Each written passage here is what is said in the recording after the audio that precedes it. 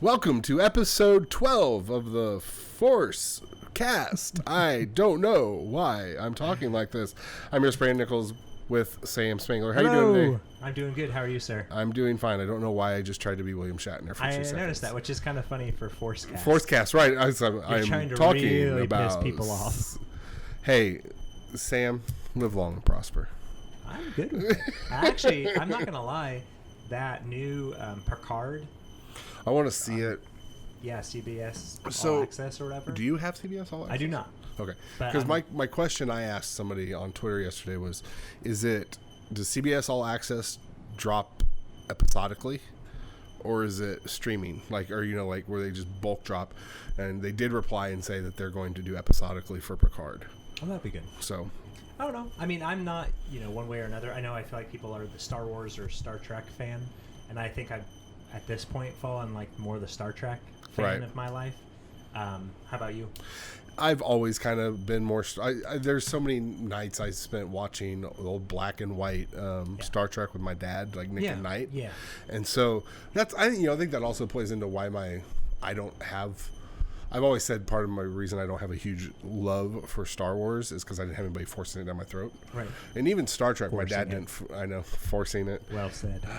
Even my dad didn't force Star Trek down my throat, but he would watch it. And so I would watch it, and it was like, "Oh, this is cool," you know. My wife had the same memories with her dad. Her dad and her would watch it, and my father-in-law is actually very excited about it. Is he? Yeah, dude, Nick at Night was the shit. Yeah, I was like, because first of all, it was Nick at Night, and they were like adults only. Yeah, even though it was like the most mundane crap in the world, sure. And I was like, "Oh yeah, but you're staying up late. Watching Nick at Night." Happy Days.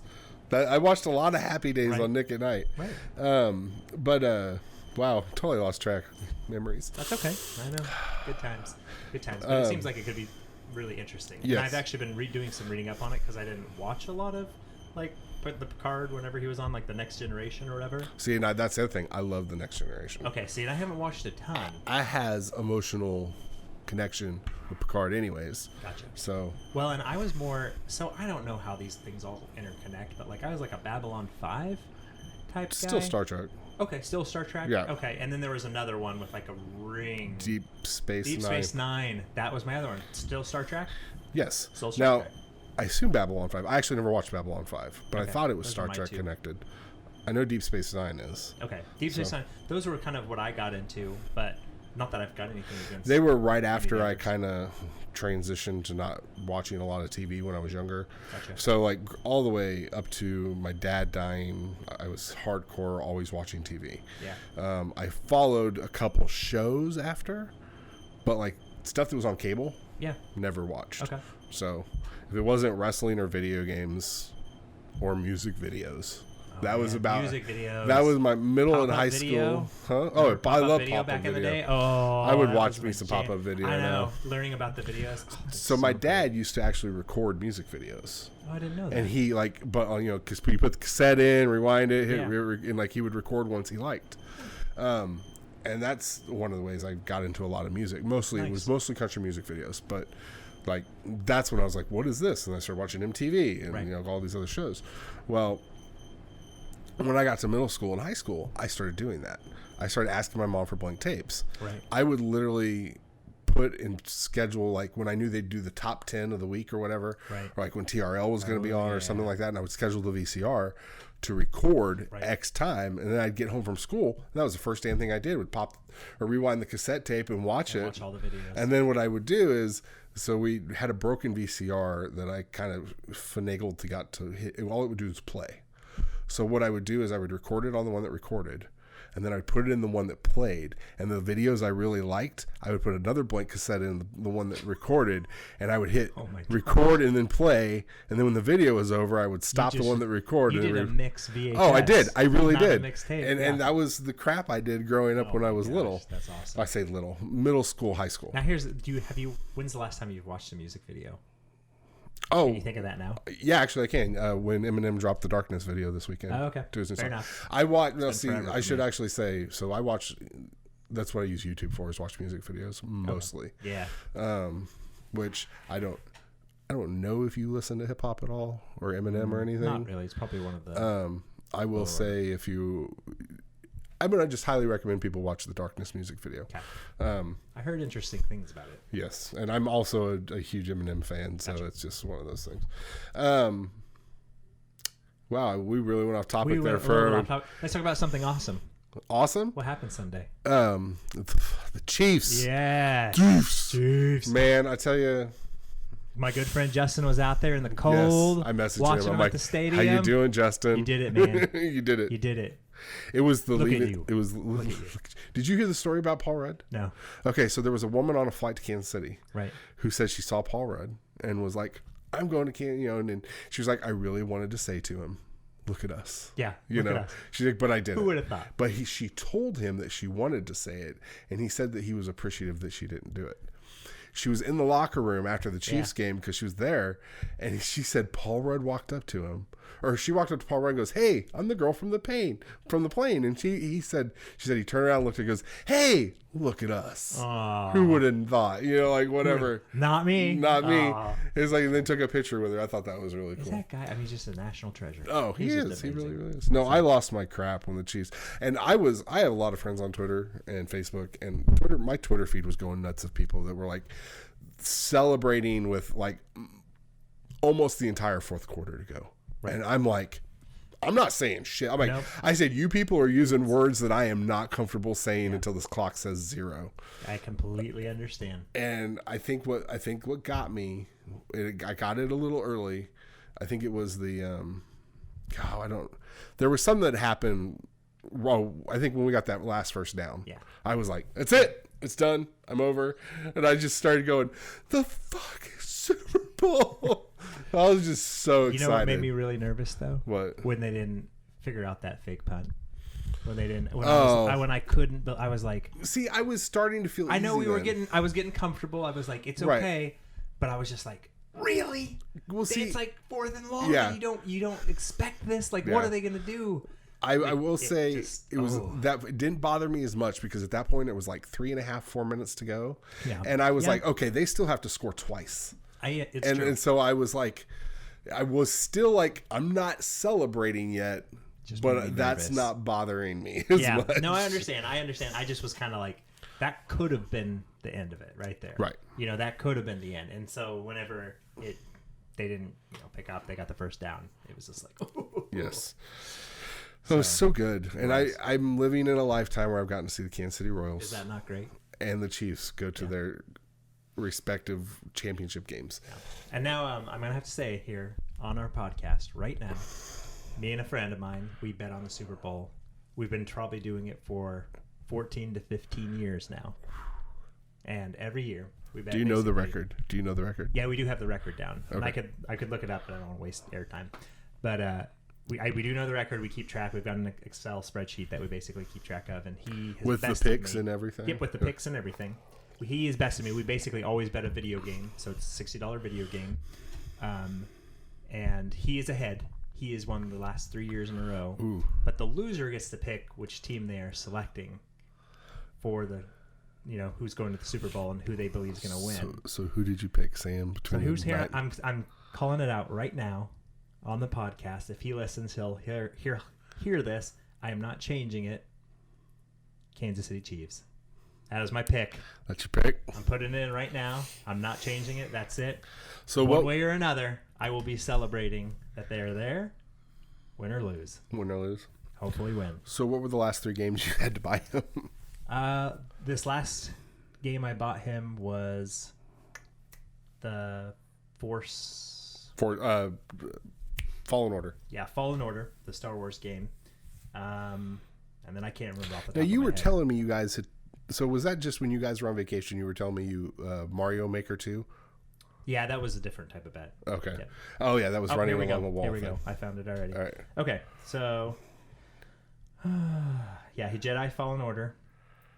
The year before that, he got God of War. Oh, nice. The year before that, he got Horizon Zero Dawn. Wow, he got 2 really good games there for... 3. 3, including, Jedi Fallen Order. Yeah, but see, the other 2 were Game of the Years for me. Yeah, I understand where you're going with that. Yeah. So, pretty cool. So, I'm locking it in right now. You should tell him that if he really wants to know, he needs to listen to the whole thing. Oh, and you know what I'll do? I might edit this and just put it at the end of the. I'm gonna hide it somewhere in the episode. Yeah. And then you're gonna hear a beep. And I'm gonna go, hey Brent, guess what? You have to listen to the whole episode to find it. That's right. Oh man, that's awesome. That was something else I did do over the weekend. We finished Witcher. Oh, how was it? What'd you think? Really liked it. Good. On top of that, today I started the audiobook for The Last Wish, which is the first of the series of actual books that the show's based off of. So no, I really, really enjoyed it. It was funny because Monica said she had a problem. She was afraid she was going to watch this and only see Superman. Right. And now that we've watched it, she goes, I will now only ever see Geralt. I'm like, he nailed that role. Okay. Just the way he talked, his mannerisms, everything. That's encouraging. We were kind of chatting beforehand, it's like, I think you'd have to get it through the first couple episodes. Right. Is what I've heard. Yeah. And so, I mean, I'm game for that. I've been, looking for something. I finished Dracula on Netflix, which is released by the BBC on Netflix. The same people that did Sherlock did this series, and it's only 3 episodes long. Each one's about an hour and a half, but I really enjoyed all of it. Falls apart at the end a little bit, but it's a lot of fun. Good. Speaking of falling apart at the end of it, Stephen King's son, we talked about this a little. You finally watched the trailer for Lock and Key. I did. So I did actually watch the trailer for Lock and Key, and then you were kind enough to let me borrow the comic book Lock and Key, which Joe Hill is Stephen King's son, wrote. I'm very excited for this now. It's different, isn't it? It's different in a way that seems kind of like a Stranger Things, or just kind of has like its own history behind it, and like pantheon, just a Bible, like a built world. Like just reading the first one, I was like, there's a lot more going on. There's a lot more tangled in this, and I'm ready to dive into it. I need to go up to, I keep wanting to say Game Exchange. We don't have a Game Exchange in this city anymore. The place next to Five Guys. Oh man, I know what you're talking about. Anyways, they're vintage stock. Yeah, they actually sell those old comic books and graphic novels. And at one time, I went up there and they had all of them. Damn. And I was like, and they were all $10 a piece. And I was like, I can't afford it. I really want this, but I'm not going to do it. There's also, just so you know, like we were talking about, nice things that we right, nice things that are ours and that we want and need. Yeah. The luxuries of being an adult, and I'm going to waste my money on this. Feed kids, pay rent. And having read the book, I can now, maybe this will make a little more sense. There's actually, like, you can buy a really nice display case that has all the keys from the entire series in it, and they're all different shaped for what they're for and everything. So okay. I'm happy you liked that. I was like really wanting somebody to geek out about that. It was kind of funny because I paged through it when I was looking at it, and I was just like, I don't know. I mean, I didn't really know what it was about or anything, and then you get started, and you're like, okay. Yeah. And there's some really tough topics. There are. That like very heavy-handed and like right off the bat too. Right off the bat, and you kind of see it, and you're just like, wow, this world's going to go really deep, and at least I think it is, and I'm gonna enjoy it. Which I should also get you. I don't own it, but Nosferatu is probably my favorite Joe Hill book. Yeah. I haven't. He's got a couple other. He's a very good horror writer. Oh yeah. So. Wonder why. Yeah, I wonder why. Thankfully, he knows how to finish a book. What I don't know. Let's jump into a couple of the only 2 small news things that I saw. Let's do it. Dying Light has been delayed from spring to someday. Which I'm bummed. I mean, here's the thing. I didn't play the first one. I don't know. It didn't look like my jam exactly. But I will say the trailer for the sequel looked pretty dang good. I was kind of like, wow, this is a world that's fleshed out a little bit more, has some more activities built into it. I could see, going through that place, and bummer. I can only do so many zombie games, and I understand that. And this is gonna sound stupid, but Last of Us it was so good at making a serious, non-jokey zombie game. Yeah. That all the jokey, fun, like cartoonish, almost looking zombie games. Because to me, Dying Light looks a little cartoonish to me.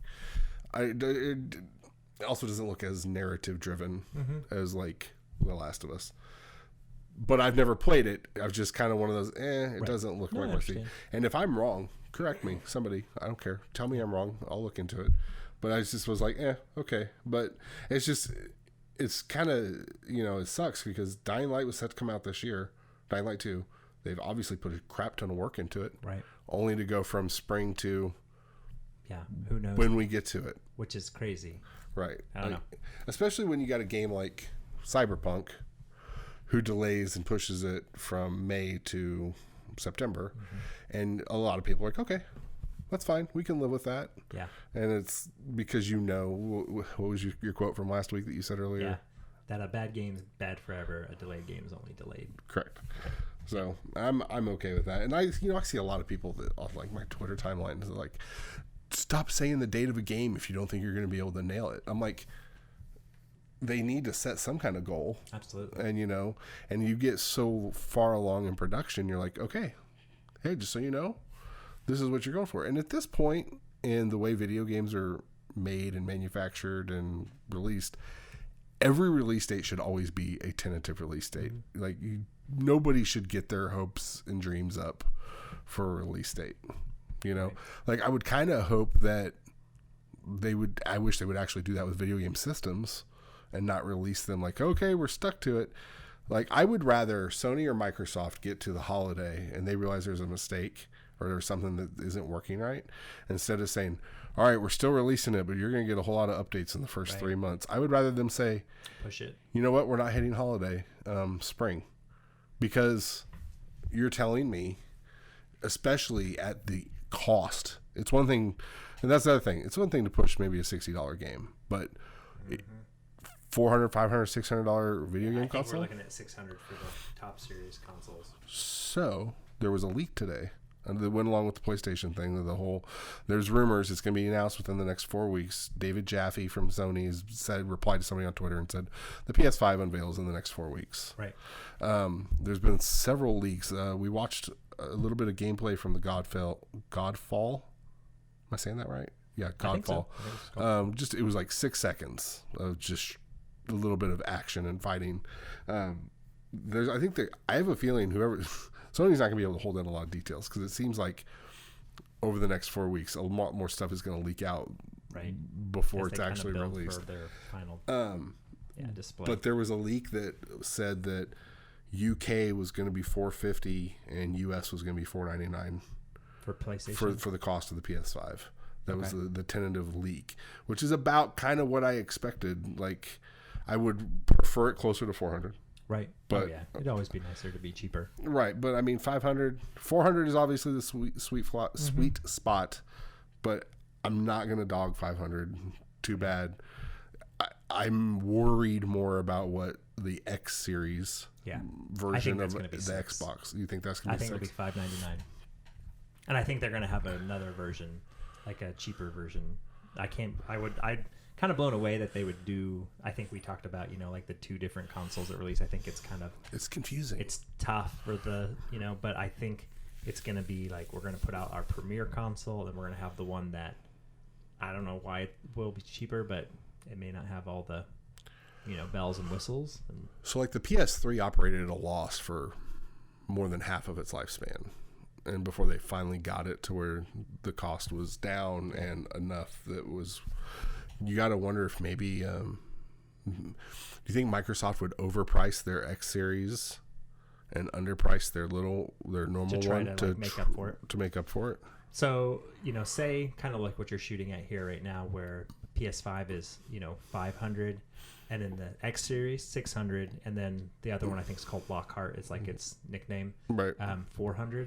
I think there's a possibility they have that little stretch in between to say, hey, do you want to go for the the bigger? Because they'll get the diehards. The diehards will drop $600. Okay, sure, absolutely, take it. Absolutely. But then it's like, then all of a sudden you're comparing like, Sony's got a console that's $500 and the Xbox is $100 cheaper, which they've tried to build back a lot of goodwill because they kind of their messaging was for terrible. The most part they've done, I think, a good job. They've done a pretty dang good job with where they started. I think they've reaped it quite a bit, and I think E3 is theirs to own now with PS5 or Sony dropping just out. dropping out of it. I mean, Sony's going to do their own thing. They're Right. going to come out. They're going to show you, hey, here's why you stick with us. We've got stuff coming down the pike, and I don't have any doubt about that at all.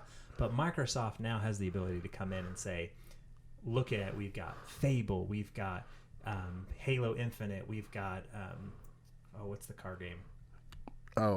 That's Forza. Forza.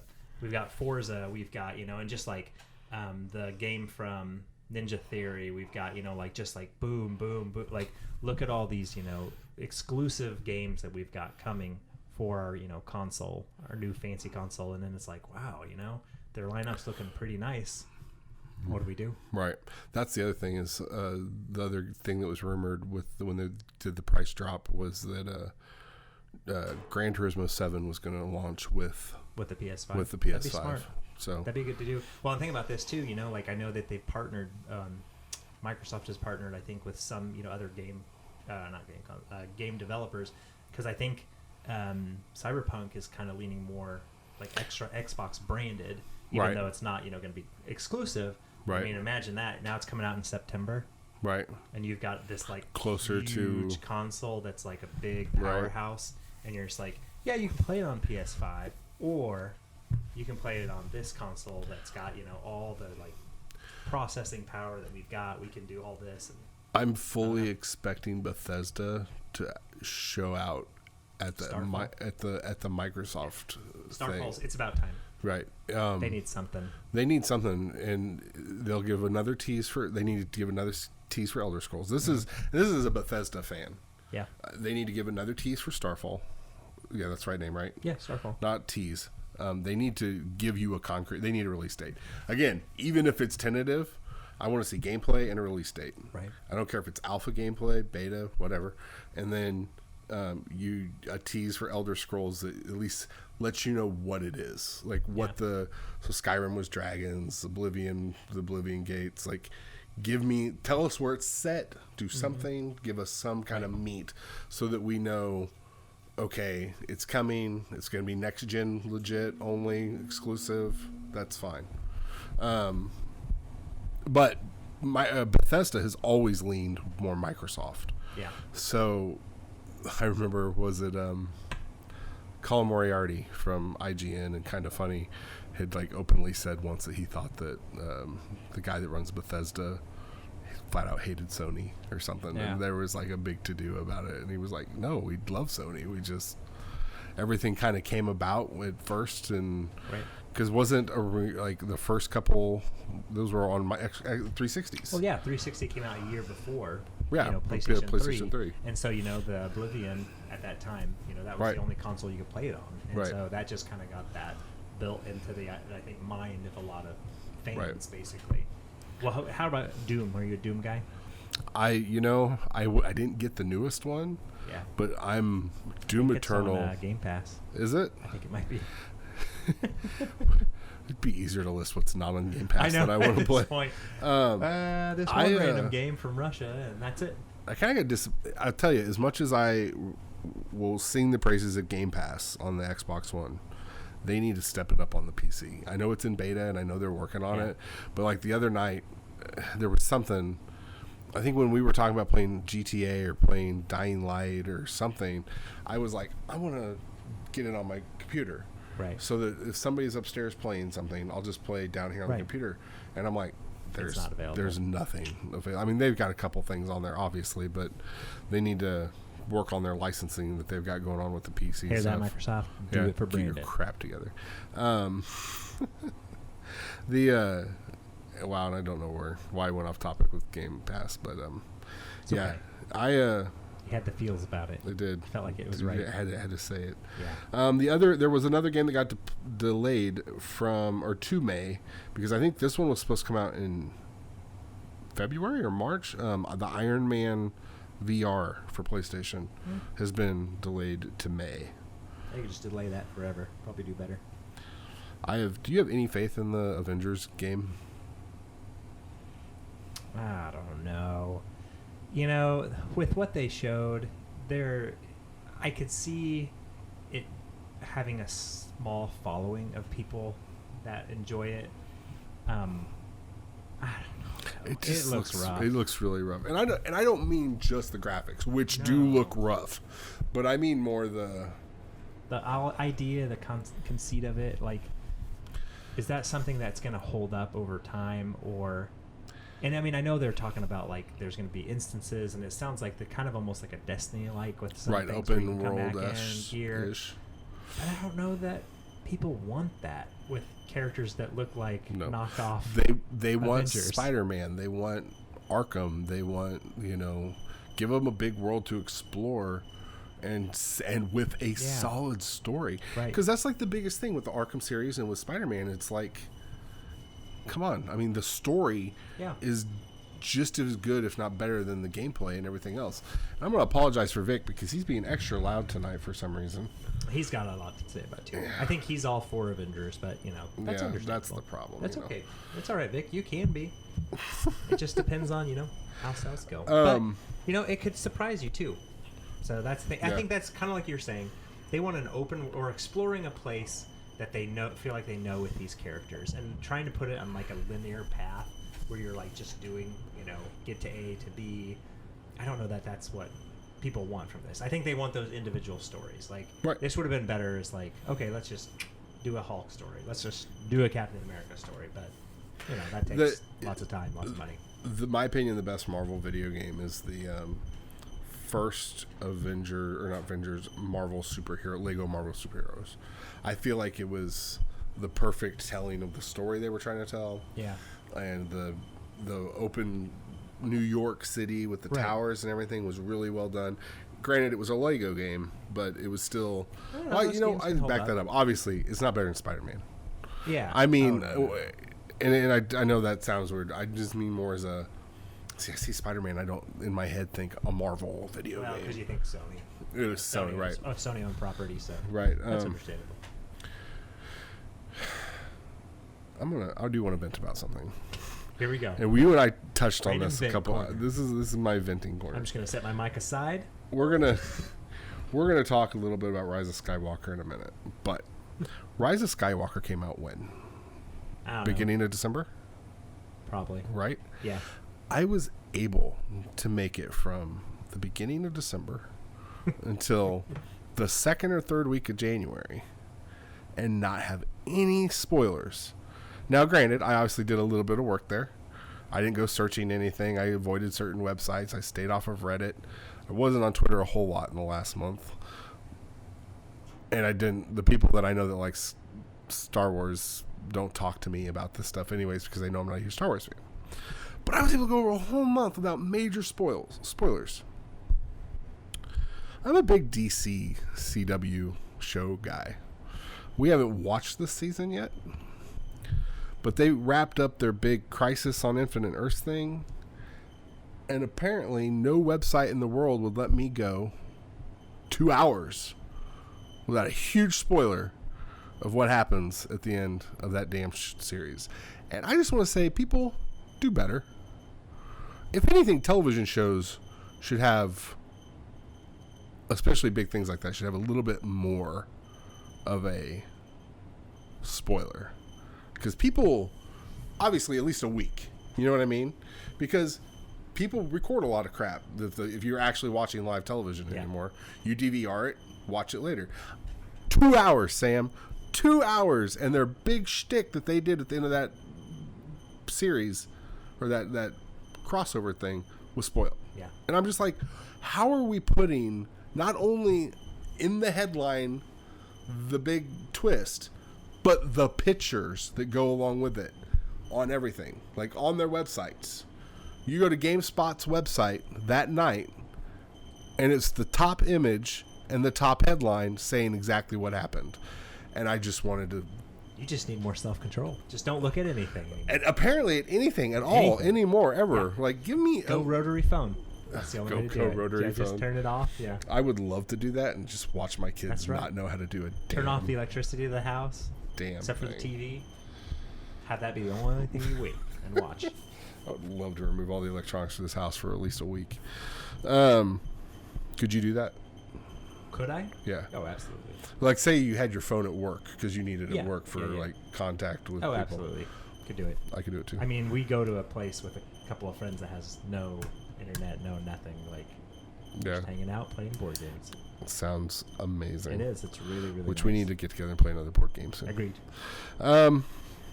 So, going back to my Rise of Skywalker. I did finally get to see Rise of Skywalker. What did you think? I enjoyed the movie. I have some issues with the way they handled wrapping up some character and story arcs. Not like, why in the F would they ever effing do that type issues. More, man, I feel like they could have handled that differently. Right. You know what I mean? Oh, yeah. But when you're trying to wrap up that many big of a story over, I think I said 4 or 5 decades. Has it really been 8, 9, 10, 11, 5 decades? Yeah. Holy shit.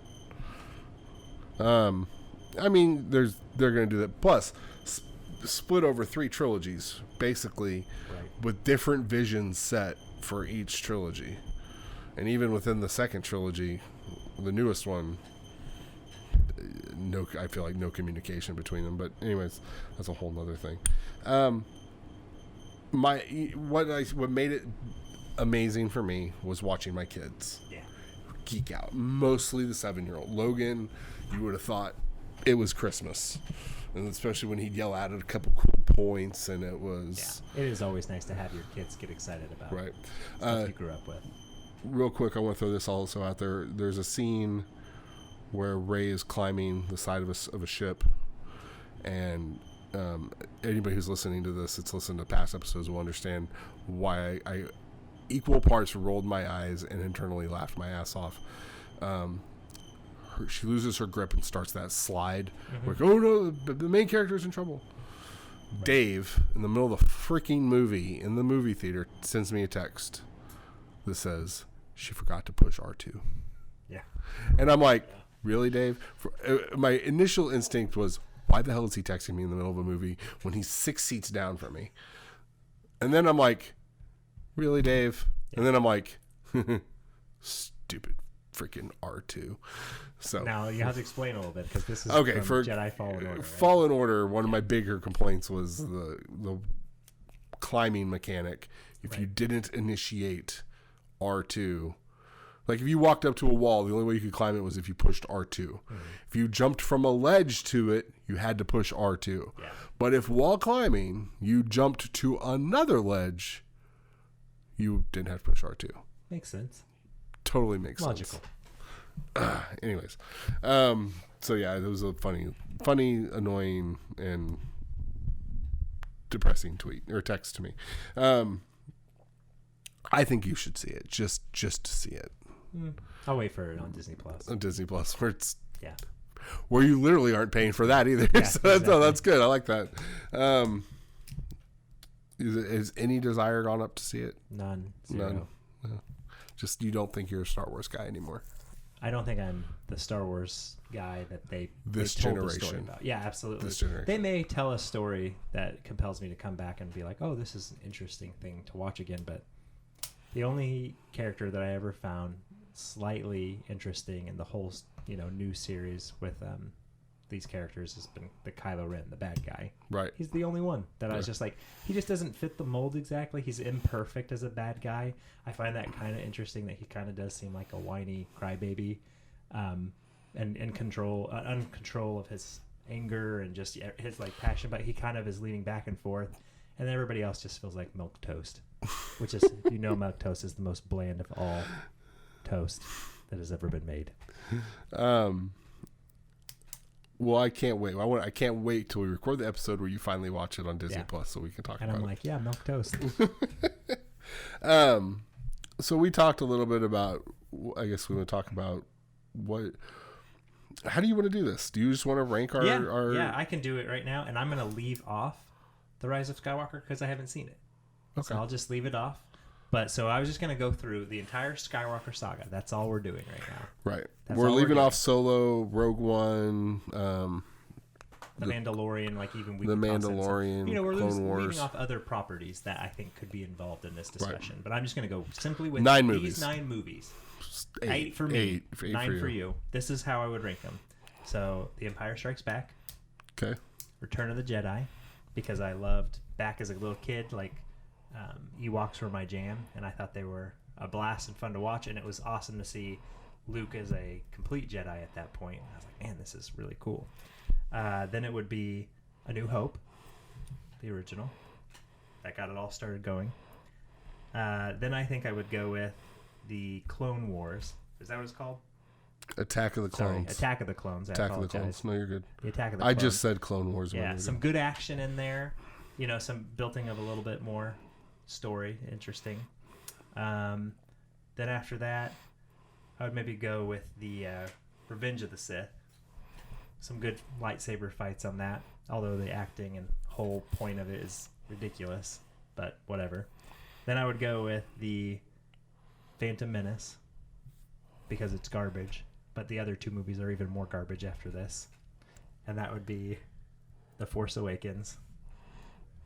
And last but not least, The Last Jedi. And your assumption is that Rise of Skywalker would be... No, I'm not even saying that's my assumption, is that The Rise of Skywalker would be my very last one. I just haven't seen it, so I can't therefore rank it. Oh, and then I forgot my number one was Blade. Nice. I like it. No. I would expect nothing more than, or nothing less from you. So I will give you this. This is the one bone I'm going to throw to all Star Wars fans. Here we go. I will give you Empire Strikes Back at number one. Okay. Because it's in the terms of everything they're doing with the whole saga, it works. Yeah. And it works really well. I'm gonna piss everybody off. I'm gonna go. I bet you'll find somebody that agrees with you. I bet I won't. I'm gonna go with Attack of the Clones. Okay. Is number 2. Reasoning? Just because? I told you Like clones? The original 3 movies weren't my deal. I just couldn't. Okay. And I'm not trolling. I'm not trying to troll. I'm not trying to be an ass or just piss people off. It's just how I came across the series and how I went from it. I don't know. You're staring directly at me as you're saying these. No, I'm just kidding. Exactly. With the shuffler. Phantom Menace. And I know you really don't like that one. So rough to watch. I'm going to go Return of the Jedi. Okay. I'm hearing my son talk, and it just threw me off for a second. I was like, who am I hearing talk? Force Awakens. I really didn't like New Hope, Sam. No, I understand. It's kind of, when you go back, it's hard to watch, but there are some great moments. Han totally talking to the intercom, and like Harrison Ford ad-libbing the, no, disregard, just the laser blast makes that worthy. No, I'll leave that. Revenge of the Sith. Okay. Where am I on 6? Rise of Skywalker. Well, that's much lower than I thought it was going to be. Really? Yeah, on your list. I'm surprised. As much as you talked, you liked it. Last Jedi, New Hope. Wow. Well, that is an interesting list. So Rise of... I could have probably swapped Rise of Skywalker and Revenge of the Sith. Yeah. And honestly, Force Awakens. You could have thrown a dice for those 3. Right. And they could have fallen anywhere in there. Fair enough. Force Awakens for me is New Hope, but better. I don't know why. Like, I see like all the parallels between the two. Right. But I felt the acting was better. Yeah. I felt the action was better. Right. And I know you don't like the characters, but it was like a whole lot of... So if you're starting off a franchise, I was so bored at New Hope. Yeah. Whereas Force Awakens is like, okay, who are these people? Give me information. Like, I'm curious as to what's happening. I will say, none of this has to do with the technical aspects of the movies. Because I've always said from day one, I understand why the first 3 were what they were. Yeah, absolutely. They had to be at the time. But having said that, it's Rise of Skywalker is in the middle, but maybe on the lower end, just because I really didn't agree with how they could have done things a lot better. Right. I don't know. Do I want to say a couple spoiler things? I mean, as long as you put the caveat before. Spoiler, and I'll try to make them quick. There's no reason why they should have kissed. Yeah. Ray and the sand snake. Ray and what? The sand snake. Yeah, the sand snake. They made out. I didn't like how they ended Ben's arc. Yeah. I felt like they should have explored why the clones were rebelling. Yeah. Does it feel like damage control? Does this feel like damage control? Like, this is okay. Let me kind of jump into it a little bit here. Here's my thing. The first three stick with me because I just, I grew up with them. Well, I didn't grow up with them because I wasn't born at the time, but I watched them as a little kid. Right. And so I have that nostalgia built in my head. So I understand it. But that's why they fit in my 1, 2, 3. The ones that George Lucas made, like, as faulty as they are, they had moments. Each one had moments in them that I'm like, I didn't care for a lot of the actors, but they did, I think, do a good job with Ewan McGregor as Obi-Wan, and then the fights were fun, and I think looking back, it made me think like, you know what, when the Jedi were in the groove that they were at their height, this is probably how they were functioning, right. So like when you see Luke Skywalker as a young kid, kind of like developing his skills and then fighting, you're kind of like, well, there's not really been a Jedi around for a long time, so he's kind of like figuring out on his own, and he's becoming who he is, which is what at Return of the Jedi, I think, was the peak of that, which I was like, whoa. But then, like, when you see him in the prequels, you get pretty interesting moments, and though, like I said, some of the acting is just like cringe-worthy. Like, I can barely watch some of it because the writing's bad, the acting's not great. The effects are, decent for what they were at the time, but they probably don't hold up now. But it was, fun and popcorny, and then they tried to throw in, like, the political stuff, which I'm just like, what is this garbage? You're in the wrong movie series, but whatever, dude. But that's, like, the whole new, like, saga, like, the ending of the saga. I just felt like, okay, so you have this 6-movie story that's like, okay, here's the movies, and you can go anywhere with them. And I know you're trying to like complete a series and move the needle a little bit with like this Skywalker story, and you choose the most basic storyline that's been told like, already in the movie twice. Like you basically had another Death Star, and that was already used in the first movie, and then also the Return of the Jedi. And I'm just like, you can't think of anything else. You can't think of any other ideas. You guys have more money than you know what to do with at Disney. Like, you sat down in a room and this is what you came up with, and I just want to be like, shame on you. Shame on you. That is the worst story I've ever heard. And all your characters, like, it's like you decided to be like, who's the most bland people we can cast, or the most bland like character development in the world. And I was like, and you nailed it. Congratulations, if that's what you were going for. You get a freaking award for it, because they're boring as all get out. I don't care crap about them. You could have killed them all and replaced them with new characters at the very next movie, and I probably would have enjoyed it more. So I've been like, okay, I'll move on with that. And then The Last Jedi, I don't even know what they were thinking with that garbage. It's like, let's go to a planet that's all like gambling, and like the ships can't keep up with each other. Yeah, I didn't understand the point of that at all. There's no consistency with any of like, hey, this big bad empire, who actually was kind of menacing, I feel like, in the first movies, is like a joke. They're a joke. They can't figure out how to like shoot down. They're like, oh, this guy's approaching us, and he cuts off his comm, so let's stop talking to him and let him just attack our ship. That's the dumbest thing I've ever heard of. Like, no. Like, give me... it would take 2 seconds for the actual Empire people to be like, no, shoot that guy down.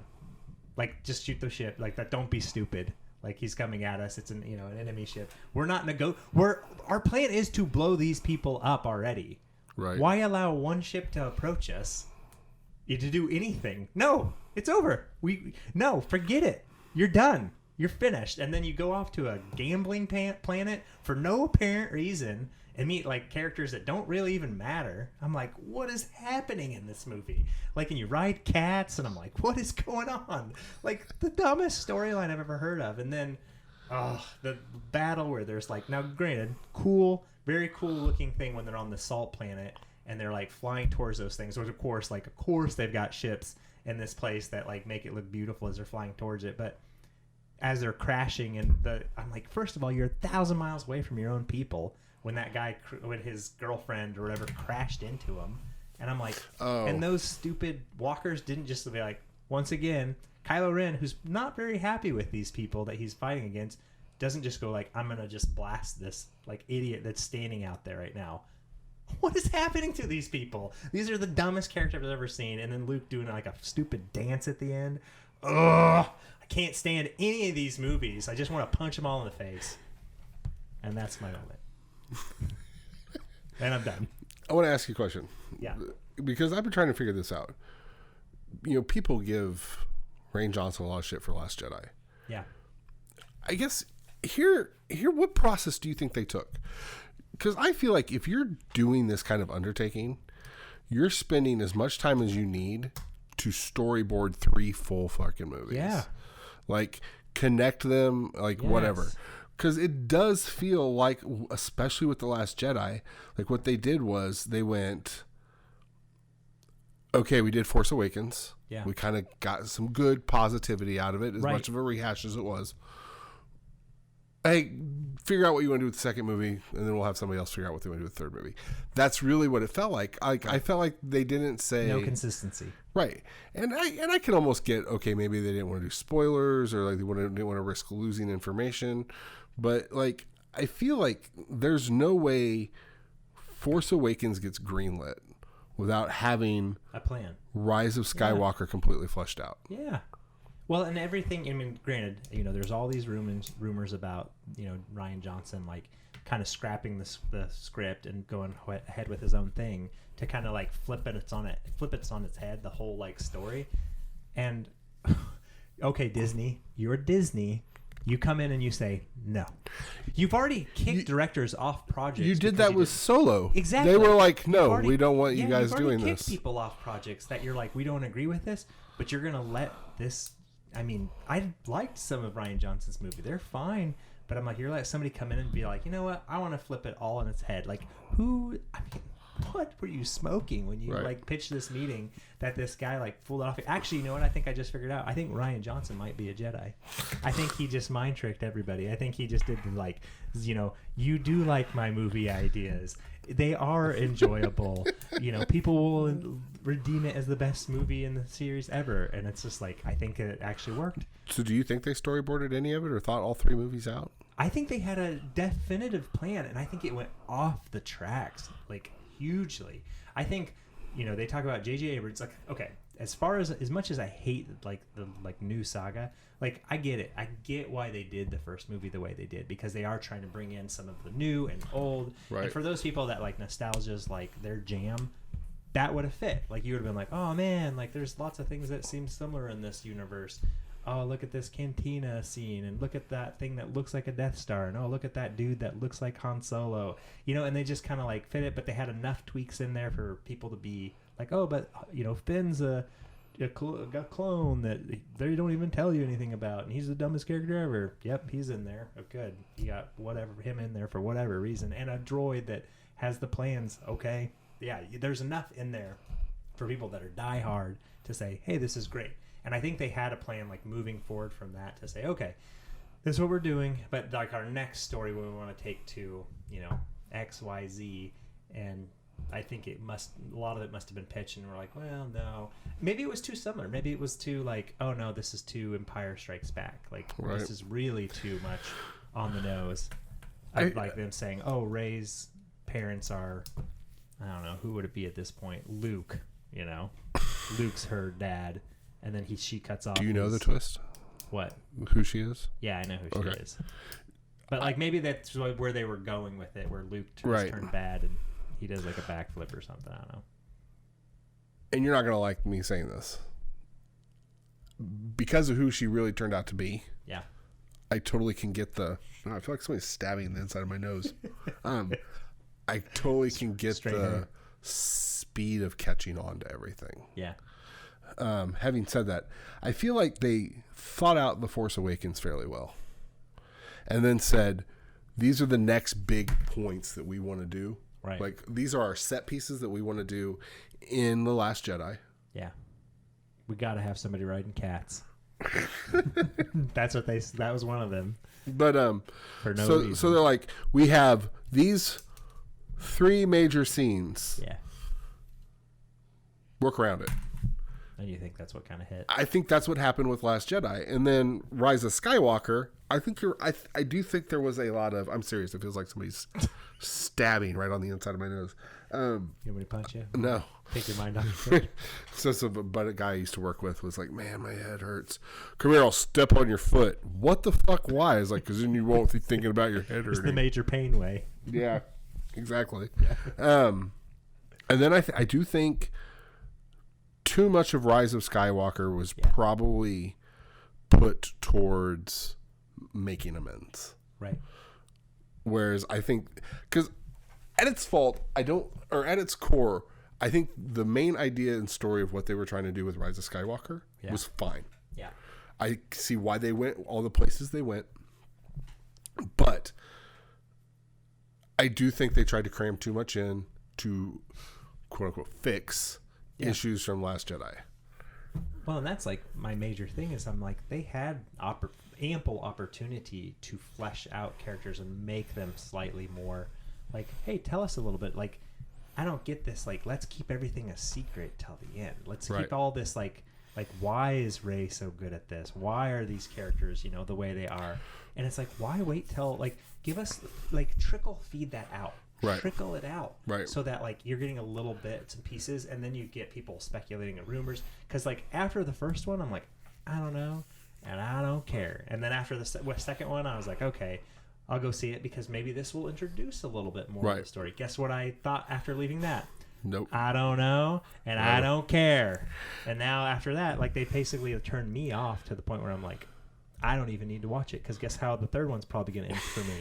I'll give you one guess. You just don't care. Yep, exactly. You still don't know, and you still don't care. Exactly. Which I actually had somebody today throw a curveball at me as to how they thought something that happened in the end. Is that what stabbed you in the nose? No, yeah, dude. Seriously, it's really weird. It feels like just right on the end of my nose, like there's this. Anyways, you stop changing topics. Here's a question, and I guess I kind of get why they did another trilogy. But do you think if they had actually taken the time and done, mostly for my own OCD, 4 movies instead of 3, and taken the time with the first one, and then expand on Force Awakens a little more, give you the character development you personally are wanting for Rey. Yeah. And then maybe in the second one, the character development for Finn. Anything would have been better than what they did for me. It was garbage. It was the worst thing I've ever seen in my life. So I would, if I could erase these movies from my memory, and just have it be, I would be more than happy. With 6, just 6 movies. Yeah, just 6. I won't even release the prequels, and I hate those. So it's erase those movies, and I won't even watch You said something to me recently about you think you should maybe try to watch the prequels again to see if they... absolutely. I want you to do that. Yeah, when you do that, let me know. And you know what? Maybe then I'll be like, you know what? Just erase those 2 while you're at it, and just keep those 3 movies. Holy shit, this is worse than I remembered. Yeah, it probably will be. I actually did see just a little bit of the first one where that big frog dude's talking, the one that's in charge of the underwater place, and he's going blah, blah, blah, and I'm like, oh, that's bad. That's just bad. Nothing, though, in my opinion, is as bad as I don't know what they even called it, the remaster Lucas did of the original 3. Oh my gosh! Oh, you don't even talk to me about that. Some of the things that, which I went and saw 3 of them again when they were in the theater. Yeah, thinking it'll be cool, but they were not. I can't. I would love to erase the scene of Jabba walking next to Solo to his ship. Yeah, because he looks like a massive cartoon character next to. Well, and I know people that are huge Star Wars fans that are like, here's the thing too, Jabba's not a nice guy. Like, right. He like whenever he like steps over him or whatever, they're like, nah, that wouldn't fly. Jabba would be like, you're dead. Right. Like, he's a bad dude, and it's just like, nah, you know, like yeah, I get it. Like he just kind of pooped on his own works, which I think that creators sometimes it's just, you know, like when artists and other people like that, sometimes you just have to stop and just let it be. And his own credit, he's the creator of them all. He can do whatever he wants. But right. Well, see, and I'll say this. I also say this about the new 3 and like the Mandalorian, the going back to the puppets thing, and like that whole aspect of it, I really enjoyed. You know what? That's one thing I actually will give like the new sequels credit for, is that they had a good mix of CGI and real. Right, because the CGI that wasn't there didn't feel like it was like in your face. Right, exactly. And like there was like one character in particular in Rise of Skywalker that helps them do something. Do dad. Something. Yeah, he's just a little guy that. Can we call him Deus Ex Machina? Sure. Totally 100% legit looks like a Henson Muppet. Yeah. But it worked, and it added, and he was a laugh character. He's a throwaway funny character, and even though he kind of has a little bit of a big role, but at the same time, it was like I appreciated the fact that they stuck with it, right? Because they could have, and they probably could have done it really well, a CG character there, but.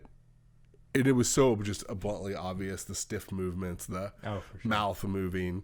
It was like, that is hilarious. Well, and I think that's kind of what they figured out with The Force Awakens, is that people don't necessarily want CGI-heavy Star Wars movies. They're like, no, we want a mix. Right. We want like that mix of like sometimes some CGI, but for the most part, like let's try to do as much live-action stuff as we can. Which I think in The Mandalorian, they actually did hit on really well. Yeah, they did really well with that. So, okay. We'll wrap that up with this. Yeah. It's a good place to end. It's a good place to end. For my head blows. This is as someone who, I'm proud of myself, because as someone who's not a Star Wars fan,